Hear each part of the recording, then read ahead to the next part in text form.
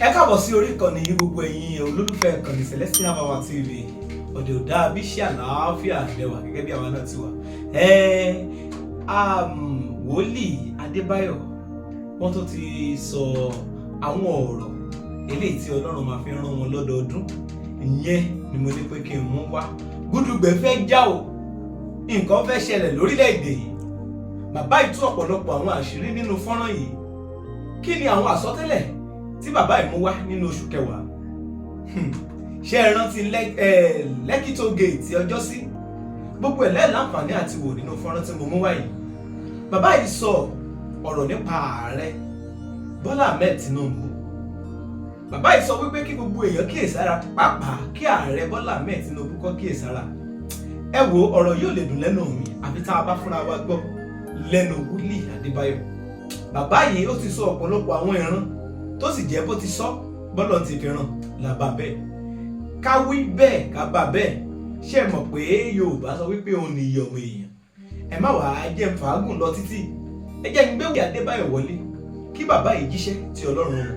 Tó bá jẹ́ ìgbà àkọ́kọ́ sí ilé ìtẹ́ bá ìkànnì yìí pàdé, ẹ subscribe sórí ìkànnì yìí. Ẹ má gbàgbé láti máa share, láti máa kọ́mẹ̀ǹtì, láti máa fi èròǹgbà ọkàn yín.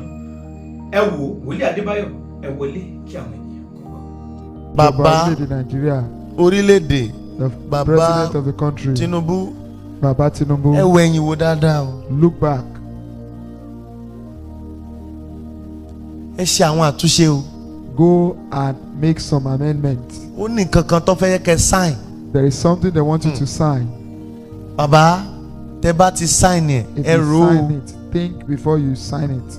N ta fi hàn mí ni mo sọ. That Ẹ is wo what ẹ̀yìn wò was dáadáa. revealed to me. Look back very well. Ẹ wo ẹ̀yìn wò dáadáa. Look back very well. N tó máa padà ṣẹlẹ̀ lórílẹ̀-èdè. What will later happen in Mi this mà country? kókò, mo tún sọ again. I don't know the time. Ó máa pín ni o.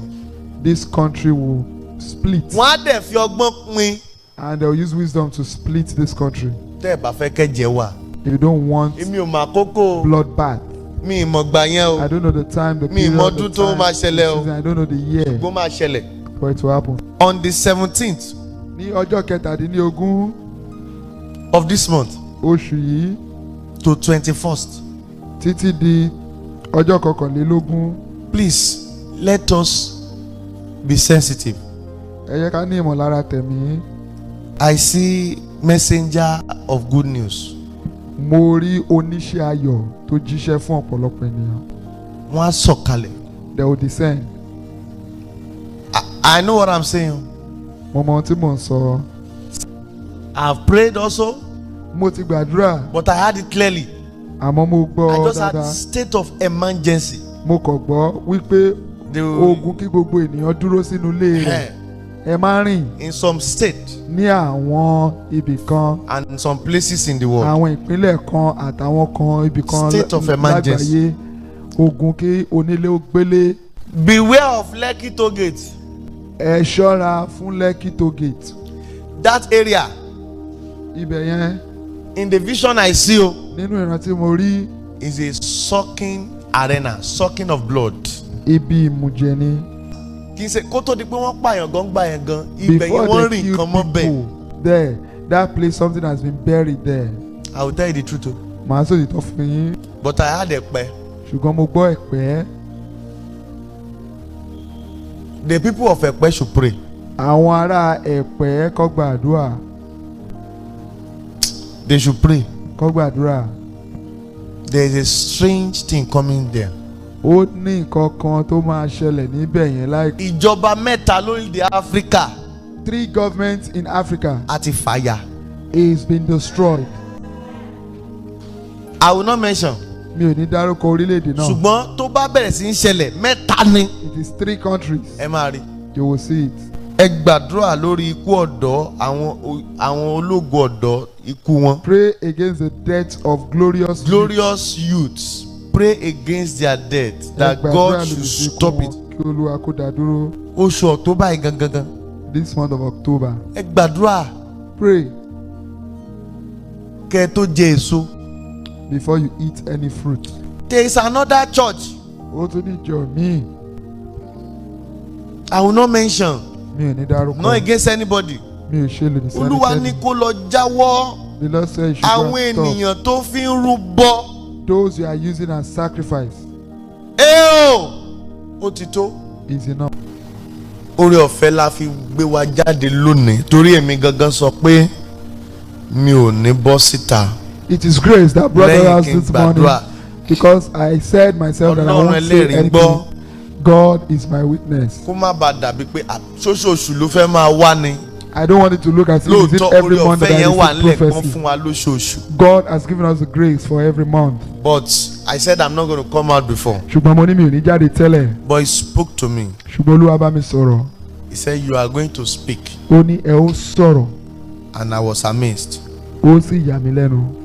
Gbogbo ohun tí a bá everything we have said Ohun gbogbo tí a ti sọ is for the glory of God. fún ògo Ọlọ́run ni. If God has shown anything, Tí Ọlọ́run bá ti fi kankan hàn, is it good? ṣé ó dára ni? We should work and pray along the Ká good one. ṣẹlẹ̀ lórí, ká gbàdúrà To come lórí to lórí pass. kó wá sí ìmúṣẹ. If it is the other side, Tó bá jẹ́ ìdàkejì, we should also pray and work on it ká gbàdúrà ká sì ṣiṣẹ́ so lé that lórí it will not come to kó má pass. bàa wá sí ìmúṣẹ. They said what has been shown Wọ́n ní ohun tí Olúwa ti fi hàn is a solution. ó jẹ́ That solution. ó ní ojútùú sí.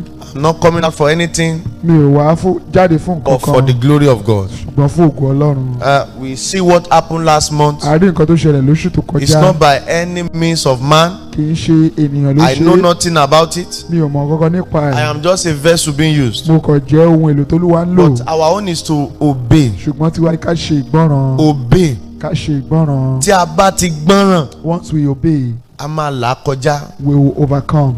The Lord will help us. Olúwa yóò ràn wá lọ́wọ́. Without wasting of our time. Láì fi àkókò wa ṣòfò. The number one, Ohun àkọ́kọ́ tí Ọlọ́run sọ fún mi yóò ṣẹlẹ̀ lóṣù yìí.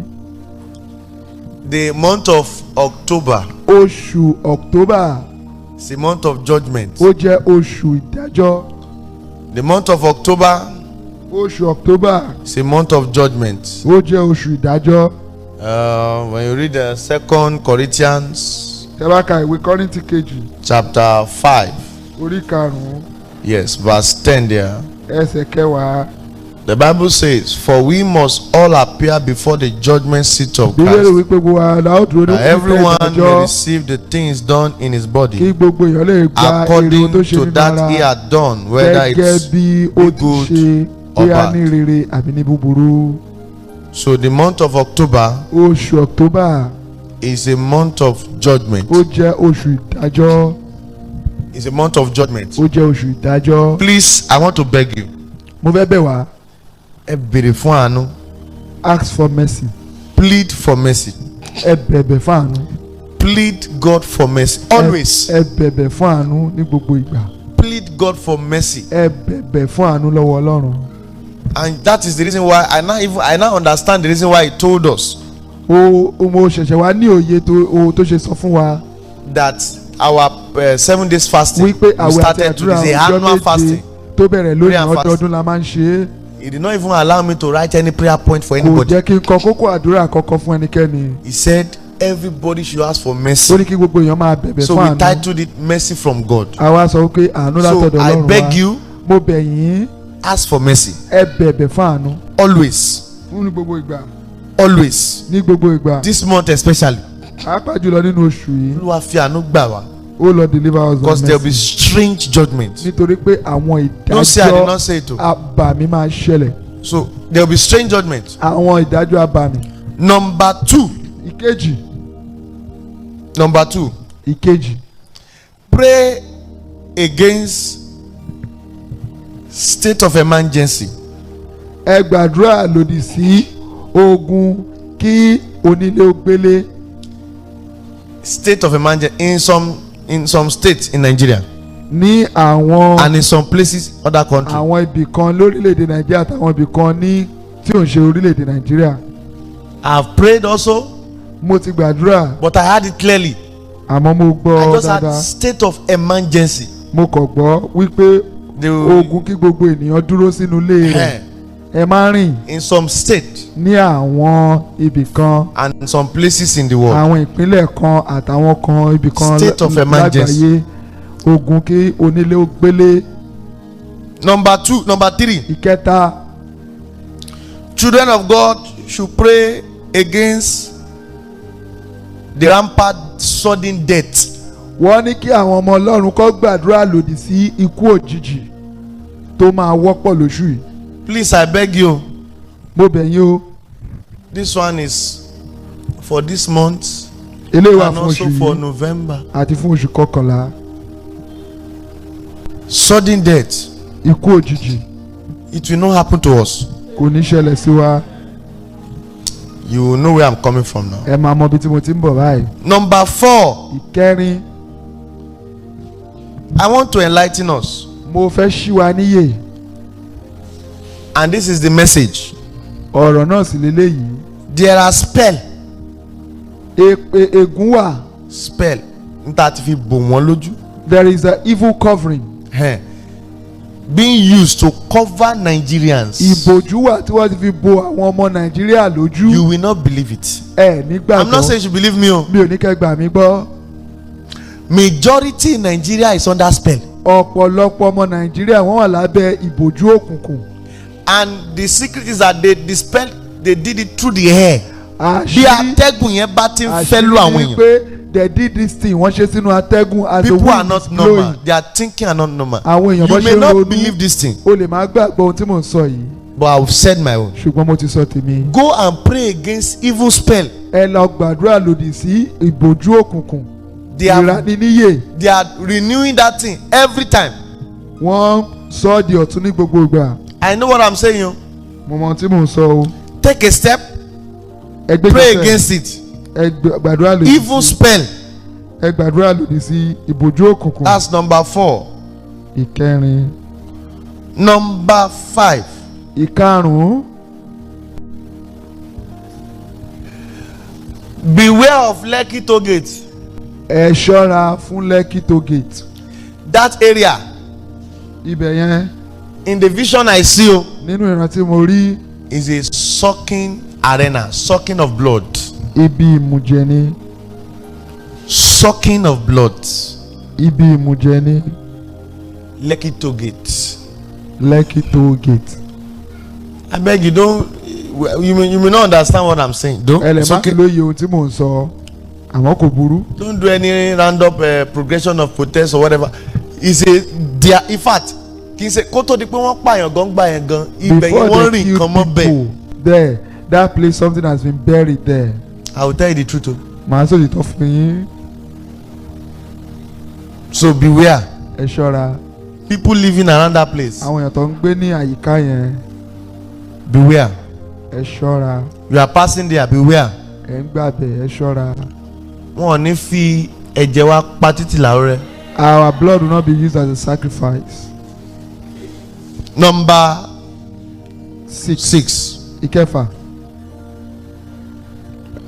I released a message maybe like 3 times now or 2 times or so. Mo ti fi ọ̀ràn kan ránṣẹ́ nínú àwọn fọ́nrán tó ẹ̀mejì Since January I've been releasing maybe 2-3 láti inú oṣù times. kínní ni mo ti ń sọ á ti tó ẹ̀mejì sẹ́ẹ̀mẹ́ta. And the Lord showed me. Olúwa fi hàn mí. What is the message? Kí ni ọ̀rọ̀ náà? I came out to say the truth about the gospel artists. Mo jáde láti sọ òtítọ́ nípa àwọn akọrin ẹ̀mí. Who became entertainer. Eré tí wọ́n ti di eléré orí ìtàgé. I don't have anything with you people. Mi ò ní nǹkan kan ṣe pẹ̀lú yín o. I've just said the truth. Mo As kàn I've sọ been òtítọ́ sent. ni bí a ti rán mi. Why few? Some of them now went into their even carcass. Àwọn mélòó kan nínú wọn ṣe ara wọn jọ wọ́n lọ sí ìmùlẹ̀ òkùnkùn. And they went to go and do rubbish to themselves, not me. Wọ́n mú orúkọ ara wọn lọ láti lọ ṣe ibi. Ẹ gbọ́ àsọtẹ́lẹ̀ yìí.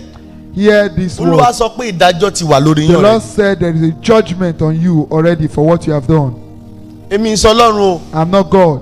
I'm not God o. Mi ò ṣe Ọlọ́run. I have no power. Mi ò ní agbára kágbára. But anything I'm being sent. Ṣùgbọ́n ohun tí a bá fi rán mi. Ìwọ náà fi ẹ̀mí rìnrìn àjò rẹ̀. You too, you test it in the spirit if it is true or not. So àwọn tó lọ sí ibi kọ̀rọ̀ ibi tó ti lọ sí. Those that went to evil coven. To go and do rubbish. Láti lọ ṣe ibi. To throw evil to themselves, not me. Láti ta ọfà ibi síra wọn láì ṣe kí. Olúwa ní there is a judgment. The Lord said ìdájọ́ ti wà lórí yín. Ibi tó bá mọ̀ wọ bẹ̀ báyìí. Wherever you know, go there now. orí in tó bá ṣe ló máa gbà. because whatever you do you get the Galatians reward. 6:7. Ìwé Galatia orí kẹ. In tó bá gbìn ló máa ká. Whatever you sow you will reap. Àkókò láti gbìn àwọn nǹkan tẹ́ ti sow yẹn báyìí. The time to sow all what you are to reap what máa all sá what you have kìjàkìjà sown. kiri o. Start running after skelter. Fún àwọn tó lọ ṣe iṣẹ́ yẹn. For those that went to do that thing. Number 7. Ìkeje. Please, which Ọba is in Ẹ̀pẹ́? Ọba olówó àlẹ́pẹ́.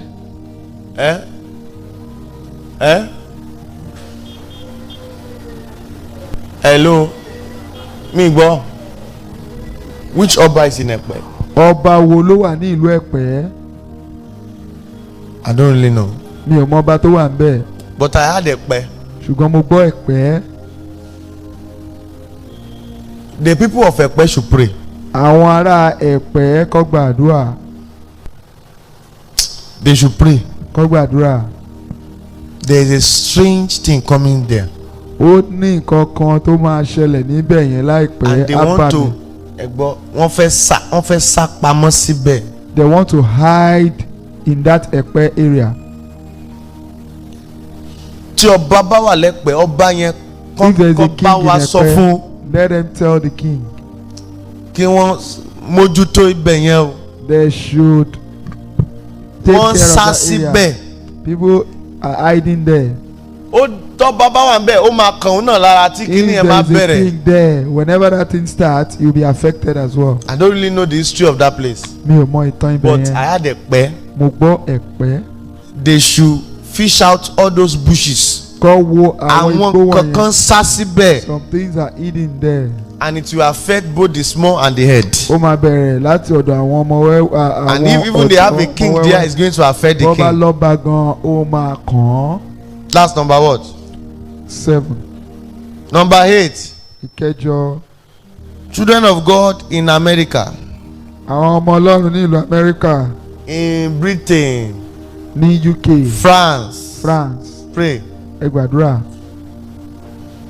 I will tell you the reason why you need to pray. Màá sọ ìdí tẹ́ nílò àti gbàdúrà fún yín. Torí tí kinní kan bá ń jìyà kinní kan máa jẹ́ ń bẹ̀. Listen o. Ẹ gbọ́. UK. Britain. France. UK, US, France. America.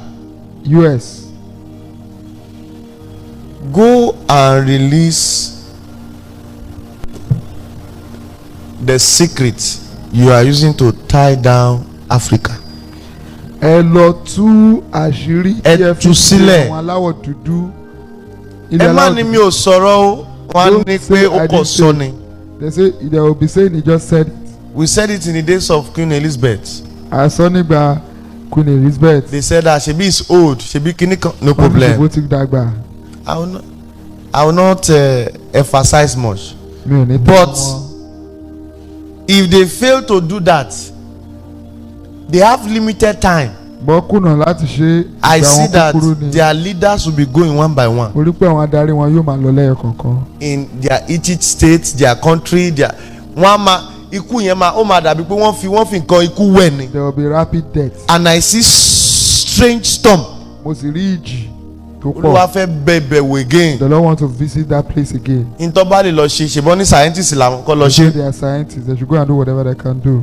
UK, that's UK. Britain, abi. Yes, sir. America, America, France, France. go and release Africa. Ẹ lọ tú orílẹ̀-èdè aláwọ̀ dúdú sílẹ̀. The secret you are using to tie them, release it. Àṣírí tẹ́ fi so wọ́n mọ́lẹ̀. Because I see there will be sudden strange death Mo rí wípé ikú and there will be òjijì ló wà sudden storm. níbẹ̀. Ìjì yóò sì jà níbẹ̀. It will affect a lot of people. Ó máa mú ọ̀pọ̀lọpọ̀ ẹ̀mí lọ.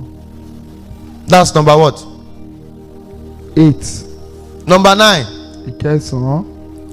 On the 17th Ní ọjọ́ kẹtàdínlógún of this month oṣù yìí to 21st, títí di ọjọ́ kọkànlélógún. please let us be sensitive. Ẹ yẹ ká ní ìmọ̀lára tẹ̀mí. I see messenger of good news. mo rí oníṣẹ́ ayọ̀ tó jíṣẹ́ fún ọ̀pọ̀lọpọ̀ ènìyàn. wọ́n á sọ̀kalẹ̀. They will descend. I know what I'm saying. mo mọ ohun tí mò ń sọ. 17th to 21st of this month. kẹtàdínlógún sí ọjọ́ kọkànlélógún. That day. ọjọ́ náà. You are looking for the fruit of the womb. ó wá ojú Olúwa fún ọmọ. Any area. ní gbogbo ọ̀nà. Please be prayerful and be sensitive. ẹ jẹ́ aládùúrà kẹ́sì ní ìmọ̀lára tẹ̀lé. a máa rán àwọn kan sọ̀kalẹ̀. Some people will be sent down. wọ́n á sì máa pín àwọn nǹkan tó ní agbára. And they will share a lot from of 17th láti ọjọ́ to 21st sí ọjọ́ kọkànlélógún. of Wahida Barumini of October. tí oṣù tí a wà yìí. Please pray. ẹ gbàdúrà. to receive yours. láti rí tiyín gbà. There are some angels that will come down. àwọn áńgẹ́lì kan yóò sọ̀kalẹ̀. àwọn oníṣẹ́ ayọ̀ máa sọ̀kalẹ̀. Angels will come down. That's number 9 abi. Yes sir. Number 10. ìkẹwàá. màá sọ Yorùbá. I will say this in Yoruba. ìjọba mẹ́ta lórílẹ̀ Áfíríkà. 3 governments in Africa. àti fàyà. is been destroyed. I will not mention. mi ò ní dárúkọ orílẹ̀-èdè náà. ṣùgbọ́n tó bá bẹ̀rẹ̀ sí í ṣẹlẹ̀ mẹ́ta ni. It is 3 countries. ẹ máa rí. You will see it. ìjọba orílẹ̀-èdè mẹ́ta. Government of 3 different countries ní in Africa. In Africa. It has been told. Àti 3 fàyà. governments in Africa. ìjọba orílẹ̀-èdè mẹ́ta lórílẹ̀-èdè been aláwọ̀ torn dúdú down. àti fàyà. You will see the manifestation ẹ raw. máa rí ìfarahàn rẹ̀. Very raw. ẹ máa rí. That's number what? 10. Number 11. ìkọkànlá. Pray against strange wind. ẹ gbàdúrà lòdì sí atẹ́gùn àjèjì. Strange. In fact, September, October this month. oṣù yìí. Next month is November. oṣù kọkànlá November. And December. àti December. October, November, and December. àti December. Starting from this month. bẹ̀rẹ̀ láti inú oṣù. Strange wind. ẹ gbàdúrà lòdì sí. That will spoil a lot of things. tó máa bà ọ̀pọ̀lọpọ̀ nǹkan jẹ́. ẹ má ní àṣọ. Don't say we didn't say it. ẹ bẹ̀ Ọlọ́run. Ask God. kò sí tí o lè ṣe o. interfere èmi lèmi sọ o. is what I've been shown. That I'm is saying. what has been revealed to me. Strange wind. àwọn atẹ́gùn abàmì. Strange wind. àwọn atẹ́gùn abàmì. That will shake houses. Bring down many things. bà ọ̀pọ̀lọpọ̀ nǹkan jẹ́. That's number what? 11. 11. Number 12. ìkejìlá. Parent. Everybody please pray against kidnapping of students in schools. ẹ gbàdúrà lórí sí. Rampart. ìjí ọmọ gbé ó máa ṣẹlẹ̀ lóṣù. Rampart kidnapping. ó máa pọ̀ lóṣù. ẹ má tí n bá ti sọ ẹ má ti sọ. Rampart kidnapping. ìjí ọmọ gbé. October. oṣù kẹwàá. November. oṣù kọkànlá. And December. àti oṣù kejìlá. Pray o. ẹ gbàdúrà. Pray o. ẹ gbàdúrà. ṣe ra àwọn tó wà north yẹn. Those in the northern part. tọ ó kù sí wọn lọ́wọ́ o. is left to their hands. There will be strange student kidnapping. wọ́n máa jí ọ̀pọ̀lọpọ̀ ọmọ iléèwé gbé. It's gonna be strange o. ó máa jẹ́ àbàmì. Please pray. ẹ gbàdúrà. And parents should be sensitive. ẹ̀yàn òbí ẹ sì ní ìmọ̀lára. That's the solution. ojútùú nìyẹn. That's number what? 12. 12. Number 13. ìkẹtàlá. ẹ gbàdúrà lórí ikú ọ̀dọ́ àwọn ológo ọ̀dọ́ ikú wọn. Pray against the death of glorious youths. Pray against their death. That God should stop it. kí Olúwa kó dá dúró. Kọ́lọ́run dá dúró. God should stop it. It's not good. I don't want to mention. But we'll try to get at least. I saw 3. One of them is comedian. ìkan nínú wọn adẹ́rìn-pòṣónú ni.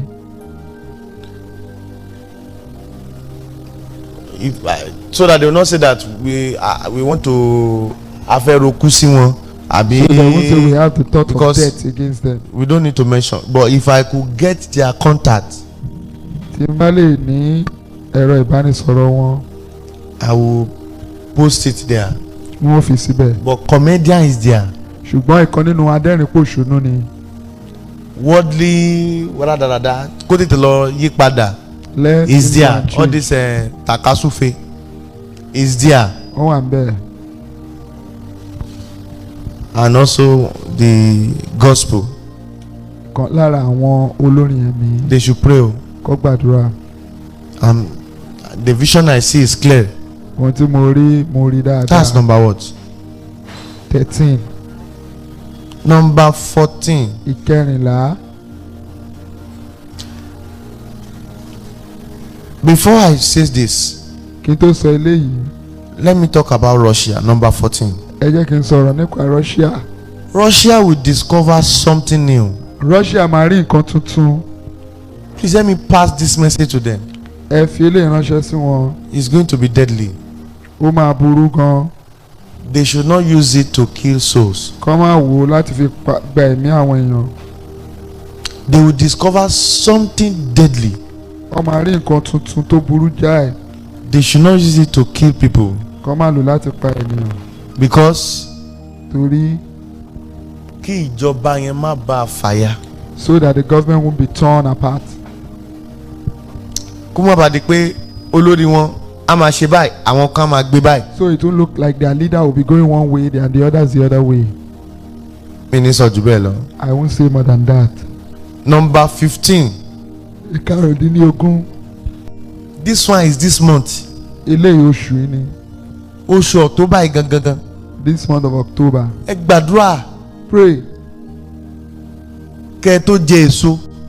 before you eat any fruit. I saw they initiate fruit. mo rí wípé ọ̀pọ̀lọpọ̀ èso ti gba àbọ̀dè. Inú á sì máa run àwọn èèyàn.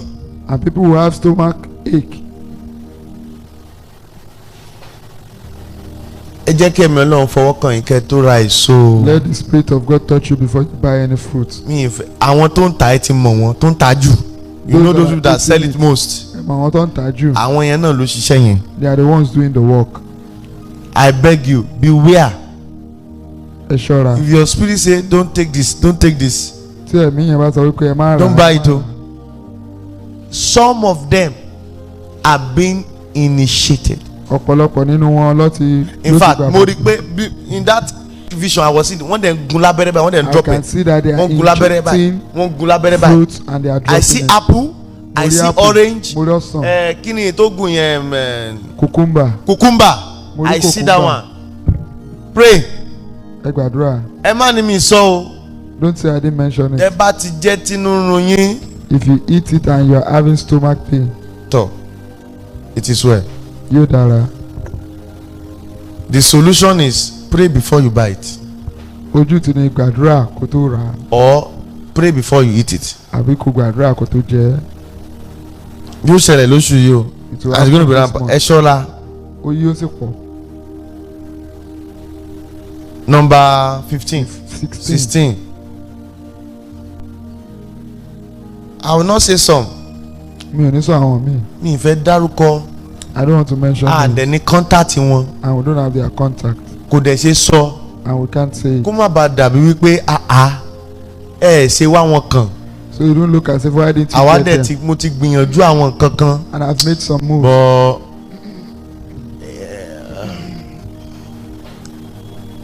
But mo máa sọ ìran yìí. Number 16 àbí. but I'll tell you this revelation number 16.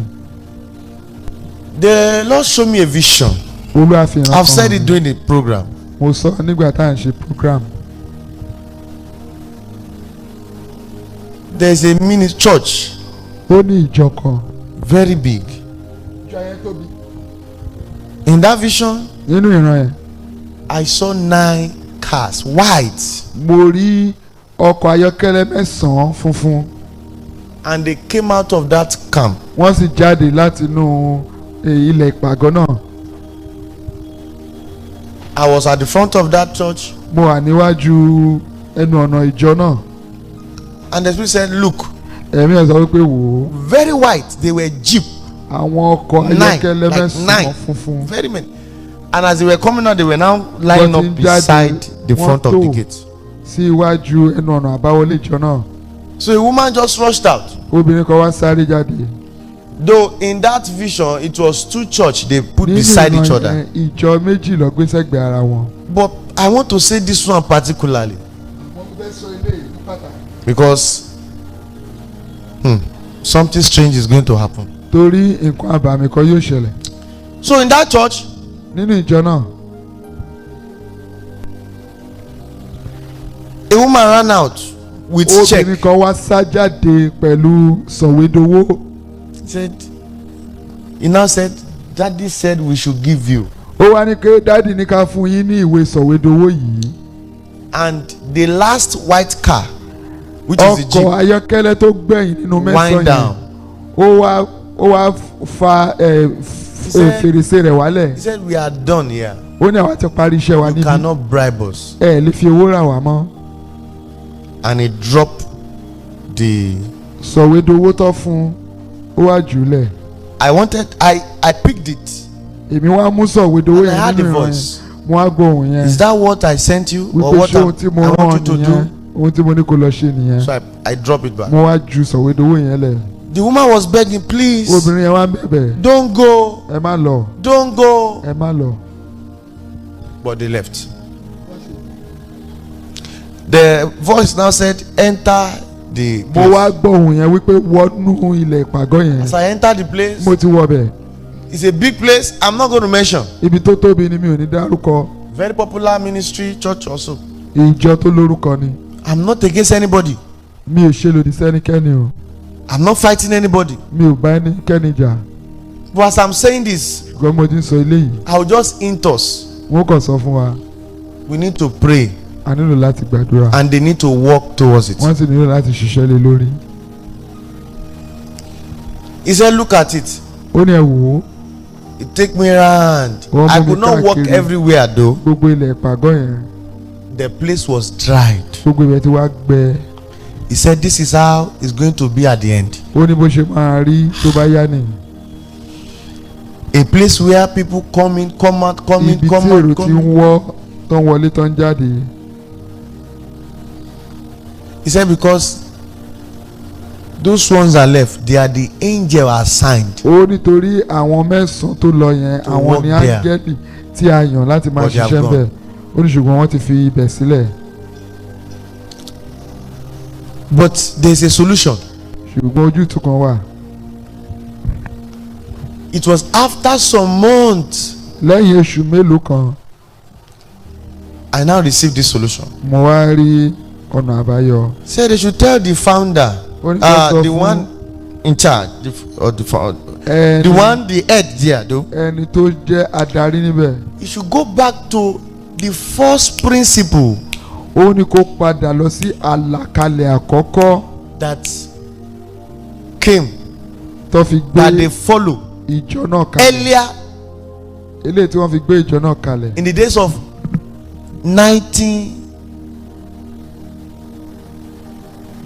1989, 1980 something or so. Wọ́n ní bí àwọn 1980 Huh. síwájú sẹ́yìn. You should go back to the first principle. Wọ́n ní kó padà sí ọ̀nà àlàkalẹ̀ àkọ́kọ́ wọn. Should go back to the first Ó ní principle kó padà lọ sí àlàkalẹ̀ àkọ́kọ́ wọn. because Torí pé some strange thing is going to happen àwọn nǹkan àbàmì kan yóò and ṣẹlẹ̀. it's going to affect the head Yóò sì ní í ṣe pẹ̀lú olórí. and it's going to be rampant Yóò sì wá máa constantly. pọ̀. Constantly, Yóò máa ṣẹlẹ̀. that thing will be happening. Léra, Constantly, constantly. They Yóò say, máa ṣẹlẹ̀ léraléra. is this person using them? Wọ́n á ní ṣe ní ìlò àwọn ni.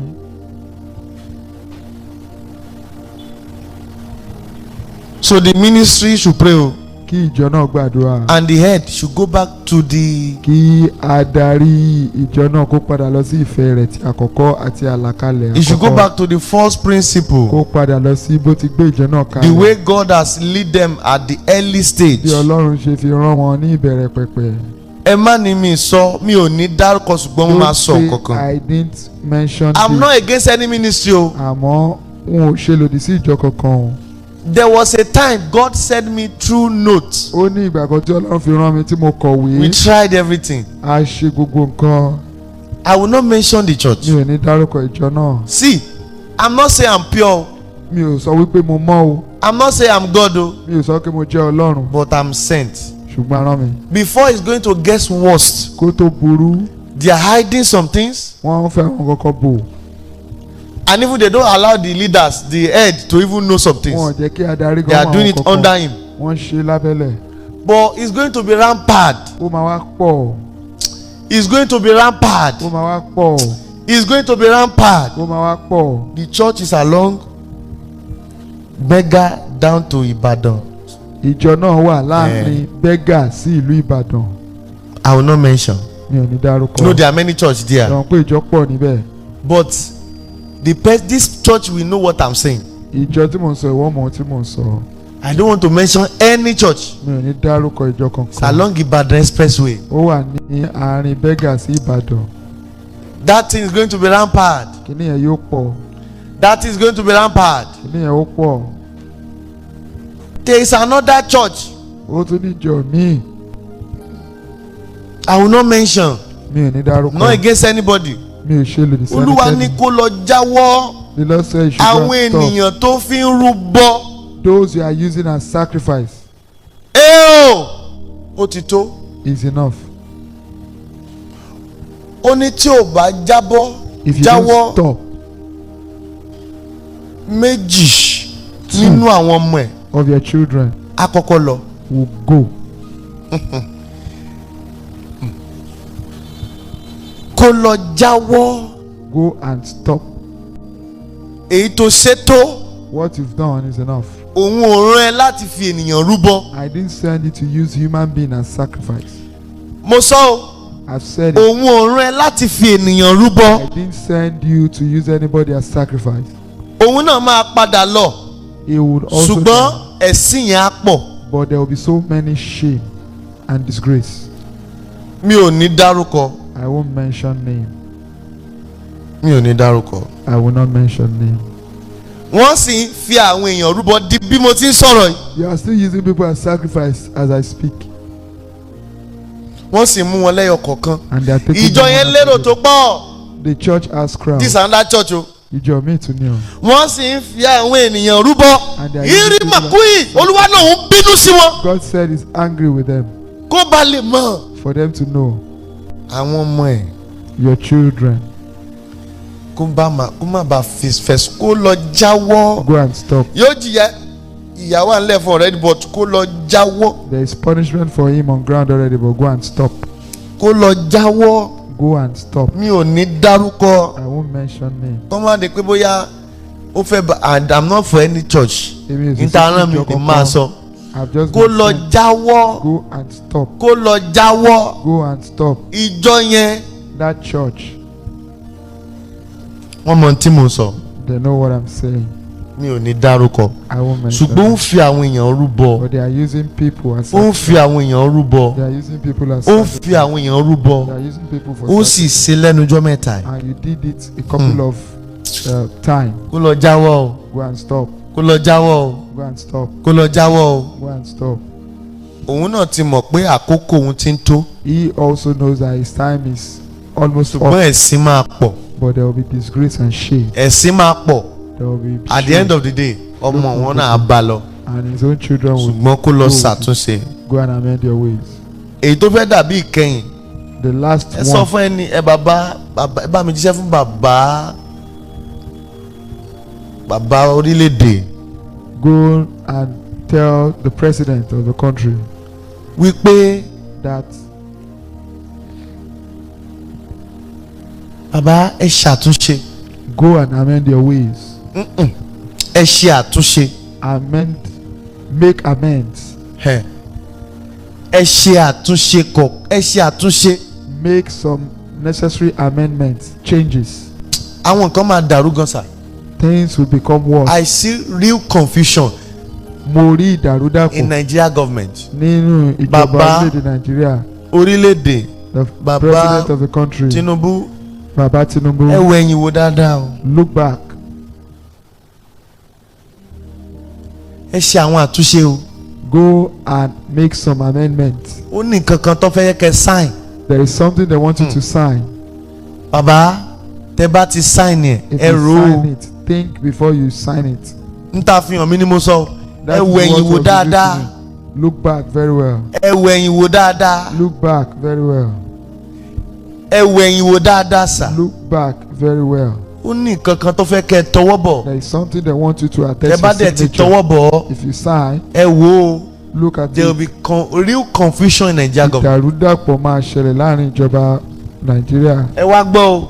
Listen, èmi ò sí ń pa pátì o. I don't belong to any party mi ò dẹ̀ ṣòṣèlú o. and I'm not a politician. ṣùgbọ́n But eléyìí ni last message. this is the last message. in tó máa padà ṣẹlẹ̀ lórílẹ̀‐èdè. What will later happen in this mi mà country? kókò mo tún sọ again. I don't know the time. ó máa pín ni o. This country will split. wọ́n á dẹ̀ fi ọgbọ́n pín. And they'll use wisdom to split this country. tẹ́ ẹ bá fẹ́ kẹ́jẹ́ wà. If you don't want èmi ò mà kókò. bloodbath. mi ì mọ̀ gbà yẹn o. I don't know the time, the Mi period, mọ the ọdún tó time, máa the ṣẹlẹ̀ o. season. I don't know the year gbó máa ṣẹlẹ̀. for it to happen. èmi á sì máa anytime tí n bá jáde màmá rán yín létí. Whenever I come out, I will remind you.